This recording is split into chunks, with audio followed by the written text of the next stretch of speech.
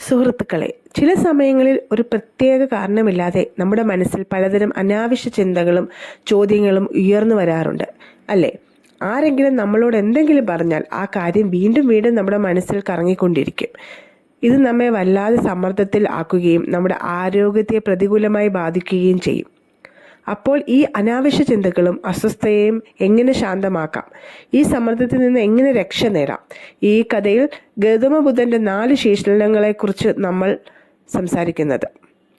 ജീവിതത്തിൽ സ്വീകരിക്കുന്നതിലൂടെ നിങ്ങൾക്ക് ഈ സമ്മർദ്ദത്തിൽ നിന്ന് മോചനം നേടാനും നല്ല കാര്യങ്ങൾക്കായി നിങ്ങളുടെ ജീവിതം ചെലവഴിച്ചുകൊണ്ട് സന്തോഷകരമായ ഒരു ജീവിതം നയിക്കാനും കഴിയും. ഈ 4 ശീലങ്ങൾ നിങ്ങളുടെ ജീവിതത്തെ പൂർണ്ണമായും മാറ്റാൻ കഴിയുള്ളവയാണ്.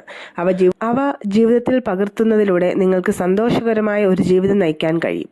നിങ്ങളുടെ മനസ്സ് ഒരിക്കലും അസ്വസ്ഥമാകില്ല, ദുഃഖിതമാകില്ല, ഉപയോഗമില്ലാത്ത കാര്യങ്ങൾ മുഴുകില്ല. അതുകൊണ്ട് നമുക്ക് ഈ കഥ ആരംഭിക്കാം. ഒരിക്കൽ ഒരു ബുദ്ധ സന്യാസി ഒരാളുടെ കാൽക്കീഴിൽ ധ്യാനിക്കുകയായിരുന്നു.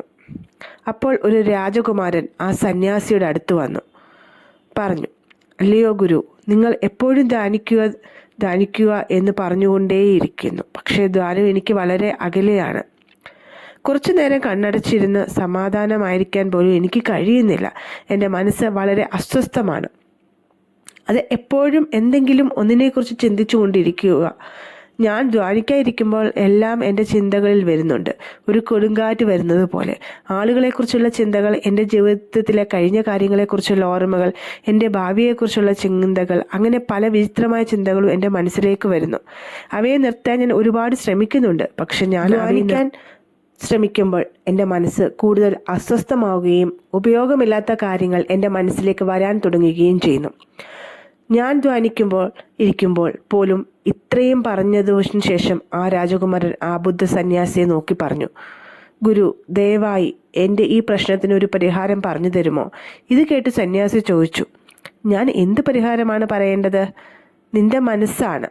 കുറച്ചു നേരം കണ്ണടച്ചിരിക്കാൻ പോലും നിന്നെ അനുവദിക്കാത്തത് നിന്റെ മനസ്സിനെ നീ എത്രത്തോളം സ്വതന്ത്രമാക്കിയിരിക്കുന്നു എന്ന് ചിന്തിക്കൂ."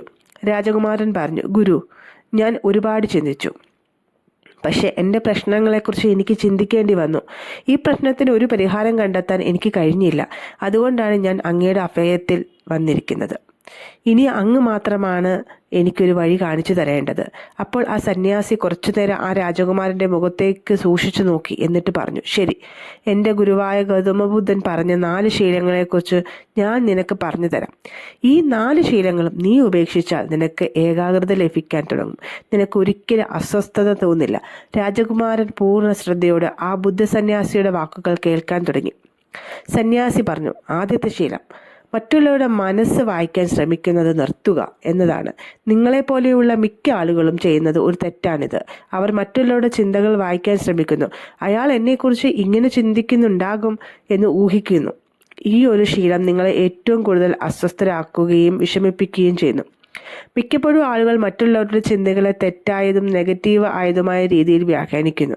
ഉദാഹരണത്തിന്, മറ്റുള്ളവരുടെ അവരുടെ വളർച്ചയിൽ അസൂയയാണെന്നും അവരെ അപമാനിക്കാൻ ആഗ്രഹിക്കുന്നു എന്നും അവരെ ഇഷ്ടപ്പെടുന്നില്ലെന്നും സഹായിക്കാൻ താല്പര്യമില്ലെന്നും അവർ ചിന്തിക്കുന്നു.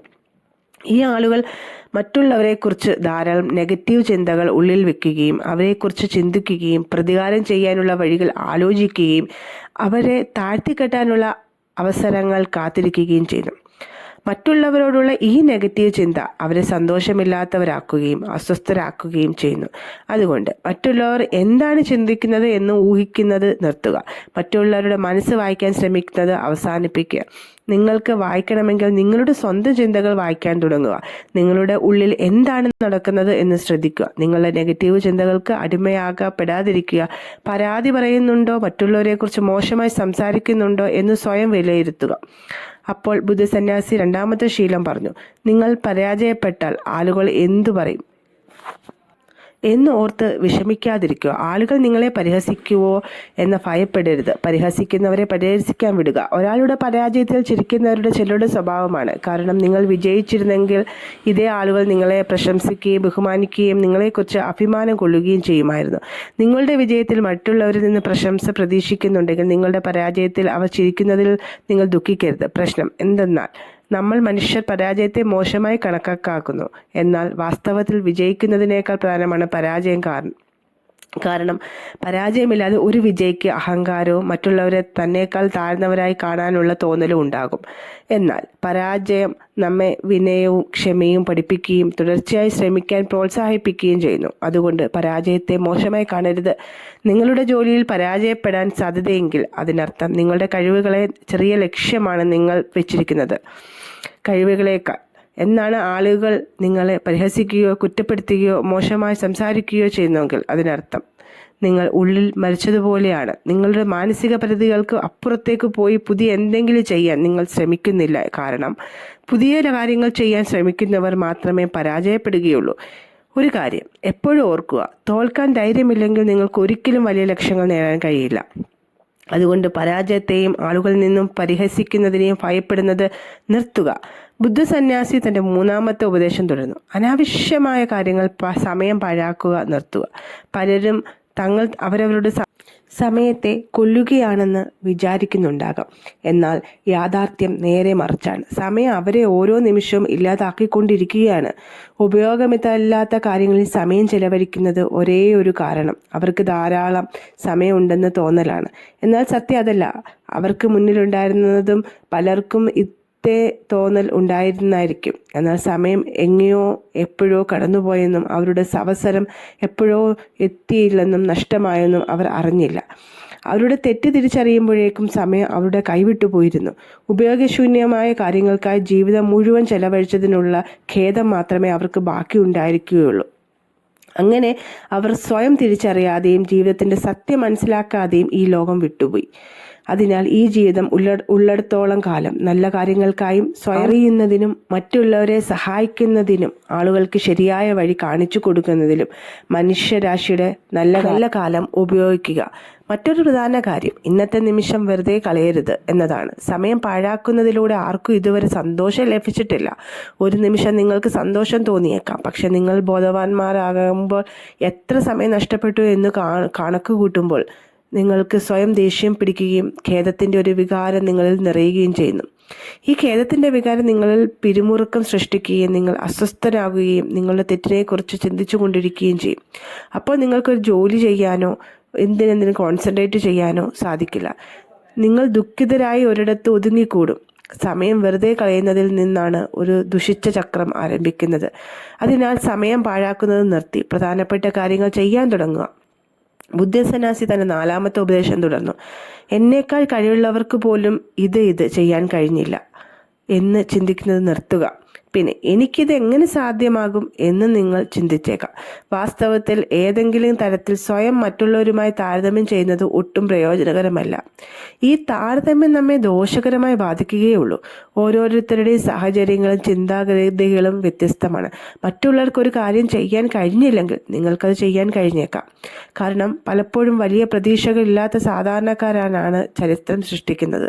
നിങ്ങൾ വലിയവനായി കണക്കാക്കിയ കഠിനാധ്വാനം ചെയ്യുന്ന എന്ന് നിങ്ങൾ വിശ്വസിക്കുന്ന ഒരു വ്യക്തി ഒരു പക്ഷേ അത്രയധികം ശ്രമിച്ചിട്ടുണ്ടാവില്ല. അവർ കഠിനാധ്വാനം ചെയ്യുന്നതായി അഭിനയിച്ചിരിക്കാം. കാരണം മിക്ക ആളുകളെയും അവരുടെ ലക്ഷ്യങ്ങൾ നേടാൻ ആവശ്യമായ അത്ര കഠിനാധ്വാനം ചെയ്യാറില്ല. അവർ മറ്റുള്ളവരുടെ മുന്നിൽ താൻ കഷ്ടപ്പെട്ടു എന്ന് കാണിക്കാൻ ശ്രമിക്കുകയും തൻ്റെ ഭാഗ്യം മോശമായിരുന്നു എന്ന് പറയുകയും ചെയ്യുന്നു. ഇങ്ങനെയുള്ള ആളുകളാണ് സംഭാഷണങ്ങളിൽ മറ്റുള്ളവരോട് പറയുന്നത്, ഞാൻ ഇത്രയധികം ശ്രമിച്ചിട്ടും വിജയിച്ചില്ലെങ്കിൽ പിന്നെ നിങ്ങൾ എങ്ങനെ വിജയിക്കുമെന്ന്. എന്നാൽ ഉള്ളിൽ അവർക്കറിയാം അവർ ചെയ്യേണ്ടത് അത്ര ശ്രമം നടത്തിയിട്ടില്ല എന്ന്. ഇത് മറ്റുള്ളവരുടെ മുന്നിൽ തൻ്റെ അഭിമാനം രക്ഷിക്കാനും മറ്റൊരാൾ തന്നേക്കാൾ മുന്നോട്ട് പോകാതിരിക്കാനുമുള്ള ഭയം കൊണ്ടുമാണ്. അവർ തങ്ങളുടെ പാതി വഴിയിൽ എത്തിയ പരിശ്രമങ്ങളെക്കുറിച്ച് ഭയപ്പെടുകയും ഞാൻ തന്നെ ഇത് ചെയ്തിട്ട് പരാജയപ്പെട്ടല്ലോ എന്ന് നിങ്ങളെ എങ്ങനെ വിജയിക്കും എന്ന് ചോദിച്ച് മറ്റുള്ളവരുടെ ആത്മവിശ്വാസം കെടുത്തുകയും ചെയ്യും. അതിനാൽ ഒരു പരാജയപ്പെട്ട വ്യക്തിയെ നോക്കി നിൽക്കുകയും എവിടെയെങ്കിലും തെറ്റ് സംഭവിക്കുമെന്ന് ഭയപ്പെടുന്നതും അവസാനിപ്പിക്കുക. നിങ്ങളുടെ കഴിവിൻ്റെ പരമാവധി ബാക്കിയുള്ള കാര്യങ്ങൾ കാലത്തിന് വിട്ടുകൊടുക്കുക. സന്യാസി തുടർന്ന് ഉപദേശിച്ചു, നിങ്ങൾ ഈ 4 ദുശീലങ്ങളും ഒഴിവാക്കിയാൽ നിങ്ങളുടെ മനസ്സ് പൂർണ്ണമായി ശാന്തമാകും. അപ്പോൾ നിങ്ങൾക്ക് നിങ്ങളുടെ ചിന്തകളെ എവിടെ വേണമെങ്കിലും ഏകാഗ്രമാക്കാൻ കഴിയും. ഇത്രയും പറഞ്ഞ ശേഷം സന്യാസി ശാന്തനായി. രാജകുമാരന് താൻ എന്താണ് ചെയ്യേണ്ടതെന്ന് വ്യക്തമായി മനസ്സിലായി. അവൻ ആ 4 ശീലങ്ങളും മനസ്സിൽ നിന്ന് എന്നേക്കുമായി ഒഴിവാക്കാൻ തീരുമാനിച്ചു. ആ ബുദ്ധ സന്യാസിക്ക് നന്ദി പറഞ്ഞ ശേഷം അവൻ അവിടെ നിന്ന് യാത്രയായി. പ്രിയപ്പെട്ടവരെ, മറ്റുള്ളവർ നമ്മെക്കുറിച്ച് എന്തു വിചാരിക്കുന്നു എന്നോർത്ത് നാം അസ്വസ്ഥരാകേണ്ടതില്ല. ഞാൻ ഏതെങ്കിലും പ്രവൃത്തി ചെയ്യാൻ ആളുകൾ എൻ്റെ പ്രയത്നത്തെ പരിഹസിക്കുമോ എന്നും ഭയപ്പെടേണ്ടതില്ല. കൂടുതൽ നമ്മുടെ വിലയേറിയ സമയം ഉപയോഗമില്ലാത്ത കാര്യങ്ങൾക്കായി നാം ഒരിക്കലും പാഴാക്കരുത്. അതുപോലെ ഒരാൾക്ക് ഒരു കാര്യം ചെയ്യാൻ സാധിച്ചില്ലെങ്കിൽ എനിക്കും അത് സാധിക്കുകയില്ല എന്ന് ഒരിക്കലും ചിന്തിക്കരുത്. നിങ്ങൾ ആത്മാർത്ഥതയോടെ ഏതൊരു പ്രവൃത്തി ചെയ്താലും, ഒരു ജോലിയോ അല്ലെങ്കിൽ എന്തു ആയിക്കോട്ടെ, ചെറുതല്ല വലുതല്ല, ഒടുവിൽ നിങ്ങൾ തീർച്ചയായും വിജയം കൈവരിക്കും. അതുകൊണ്ട് സുഹൃത്തുക്കളെ, ഈ വീഡിയോയിൽ നിന്ന് നിങ്ങൾക്ക് വിലപ്പെട്ട ചില കാര്യങ്ങൾ ഗ്രഹിക്കാൻ സാധിച്ചു എന്ന് വിശ്വസിക്കുന്നു. നിങ്ങൾക്ക് എന്തെങ്കിലും നല്ല കാര്യങ്ങൾ പഠിക്കാൻ കഴിഞ്ഞെങ്കിൽ ദയവായി ഈ വീഡിയോ കണ്ട് സപ്പോർട്ട് ചെയ്യുക. അതുപോലെ തന്നെ ആദ്യമായിട്ടാണ് ഈ ചാനൽ കാണുന്നതെങ്കിൽ സബ്സ്ക്രൈബ് ചെയ്യുക, മറ്റുള്ളവർക്ക് ഷെയർ ചെയ്ത് കൊടുക്കുക. ഓക്കെ.